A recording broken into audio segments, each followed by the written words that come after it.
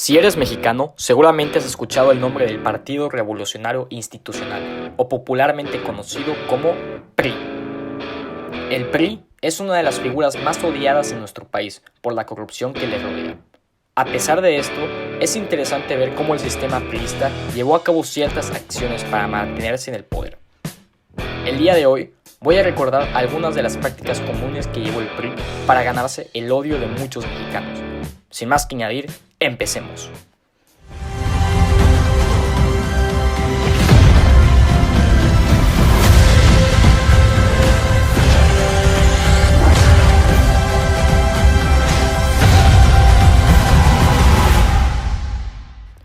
Durante el periodo de 1924 a 1928, el país fue dirigido por Plutarco Elías Calles. Durante su sexenio, se reformaron los artículos 82 y 83 de la Constitución de 1917, permitiéndose la reelección presidencial mientras no fuera en el periodo inmediato del mandato, así como la extensión del mandato presidencial de 4 a 6 años. Álvaro Obregón, expresidente de México de 1920 a 1924, fue reelecto para el mandato de 1928 a 1934 gracias a esta reforma. Pero el 17 de julio de 1928 es asesinado en un restaurante, empezando así una crisis. Es entonces que Calles propone la creación del Partido Nacional Revolucionario para que los supervivientes de la Revolución Mexicana generaran respuestas a la crisis política que se suscitó, siendo creado el 4 de marzo de 1929. De 1928 a 1934, Calles controló a los presidentes Emilio Portes Gil, Pascual Ortiz Rubio y Abelardo Rodríguez por medio del Maximato. Durante el Maximato se avanzó en la institucionalización en México, creándose el PRM, Secretaría de Economía, y se promulgaron leyes como la del trabajo y se estableció un salario mínimo. En 1934, el Maximato llega a su fin por el exilio de Calles a manos de Lázaro Cárdenas, iniciando así la etapa del cardenismo, de 1934 a 1940. Durante este tiempo se creó la Confederación de Trabajadores de México, se nacionalizó el petróleo y los ferrocarriles, igual se dio la reforma agraria y la creación de ejidos. Es en el año de 1938 que el PRM pasó a llamarse Partido de la Revolución Mexicana, o PRM. Es 1940.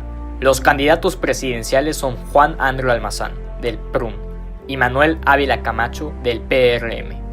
El candidato opositor amenazaba con ganar las elecciones, por lo que Lázaro Cárdenas orquestó el primero de los fraudes patrióticos.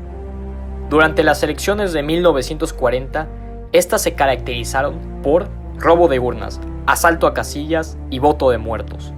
Al final, terminó dándole la presidencia a Ávila Camacho.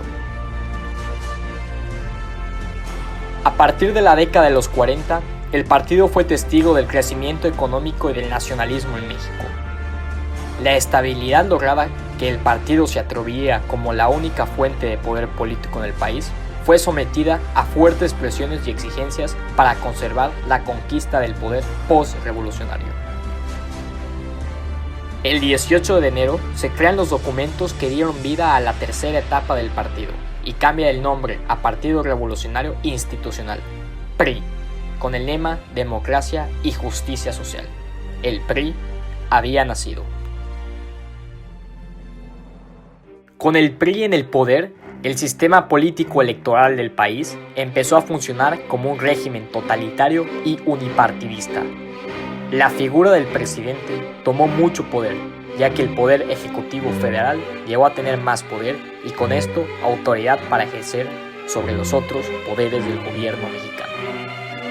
Este ambiente, sumado al hecho de que la oposición política por fuera del partido era casi inexistente, propició la práctica de corrupción, así como redes de impunidad, tráfico de influencias y gracias igual a un sistema de jerarquización en el que los políticos y servidores públicos designaban al sucesor que más les conviniera en el cargo por medio del dedazo. Como consecuencia, el PRI se mantuvo en el poder por casi 70 años.